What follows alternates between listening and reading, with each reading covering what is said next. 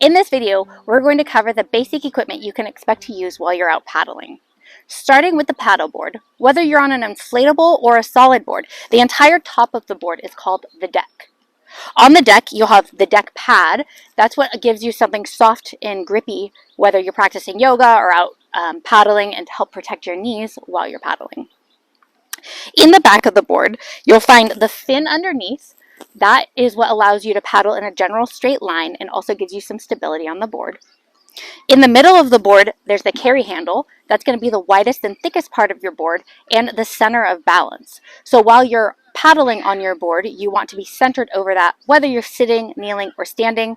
Being mindful of the carry handle will help keep you in the most stable part of the board. Near the front of the board, we have the deck straps. These are what allow you to strap anything that you're bringing out onto the water, whether it's a dry bag, your shoes, your water bottle, anything you have. Securing it onto your board is a good idea so that if you go in, it stays on. The front of the board is called the nose. The back of the board is called the tail. And then along the sides here, these are called the rails of the board. That's the same terminology that's used for surfboard anatomy, if you're familiar with surfing. At the back, this is where we attach our board leash. The board leash is what keeps you attached to your board and is a really important piece of equipment to use. In the event that you're paddling in wind or current, anything that moves you around on the water, you can become in a really hazardous position if you're not wearing a board leash. So imagine the scenario: you've got maybe 7-mile-an-hour winds, you fall off of your board. By the time your head comes out of the water and you identify where your board is to swim to it, your board could have already drifted away from you and you may not be able to get back to it. So keeping your board leash on is what keeps you attached to your board so that you don't find yourself in that situation. There are a couple of different ways of attaching the board leash. One is onto your ankle, which is the traditional attachment style. So here you open up the Velcro, place the stem out the back, and Velcro it down onto itself. When you're using or not using your board leash, it's really important to keep the Velcro attached to itself.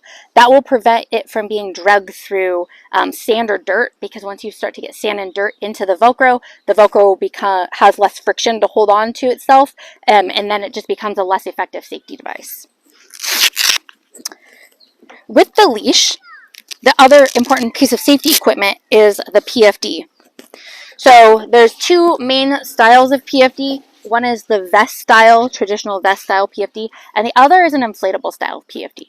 The vest style is always going to give you a higher level of protection because if you fall in the water, this automatically provides you with flotation. But depending on the conditions you're paddling in, the environmental conditions, some people opt for an inflatable style PFD, which is fine. You just need to know how to use it and understand the risks or the pros and cons of them. With either PFD, you probably want to have a whistle with you. Depending on your local laws, a whistle may be required to be on the water. So here on my vest style PFD, I have a whistle attached right by my mouth so that if I need to use this to alert somebody that I need help, or to alert another, say, boater that doesn't see me of my existence, then my whistle's there and ready to be used. If you end up with an inflatable style PFD, it's important to note that when you receive it, it will come with the cartridge that allows you to inflate it, but it won't be loaded. So this one, when I open it up, I have the cartridge screwed into the PFD. This means that if I need to engage it, it is loaded and ready to go. But the cartridge, when it ships, comes separately. It comes in the same package, but it doesn't come installed into the PFD. So it's important to install that so that if you need to use it, you're ready to go. The idea with this is a waist style PFD. It goes around my waist just like a fanny pack. The inflation part goes in the front because the idea is that it provides inflation if you need it. So if it's on my back and I inflate, it's actually pushing my face into the water, and you want your breathing apparatus out of the water.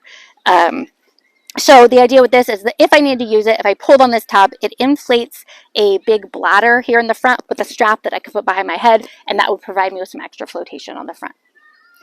The second way of attaching your leash is to your PFD, and you can do this whether you're using a vest style or an inflatable style PFD. And this is how I attach mine when I'm out paddling. It's my preferred method. So here we take our Velcro and thread it around our PFD, back onto itself, and then I just rotate mine around to the back. So this is how you'll find me paddling if I'm wearing a waist style PFD 100% of the time. Is my leash is out the back, my PFD is here. I don't like having things on my ankle, so that's one of the reasons I don't like it on my ankle. The other is that when I play around on my board and I move around doing footwork, then the leash can actually get in my way because it sits on the board. When it's on my waist, it'll stay off of my board when I'm on there. And this way, I don't even notice my PFD or my leash. They're just built into what I do, and it's a comfortable position for me. With your vest style, there's always going to be some sort of a waist strap. So if you're choosing to attach it your waist, you just attach it to whatever waist strap you have on your vest style PFD.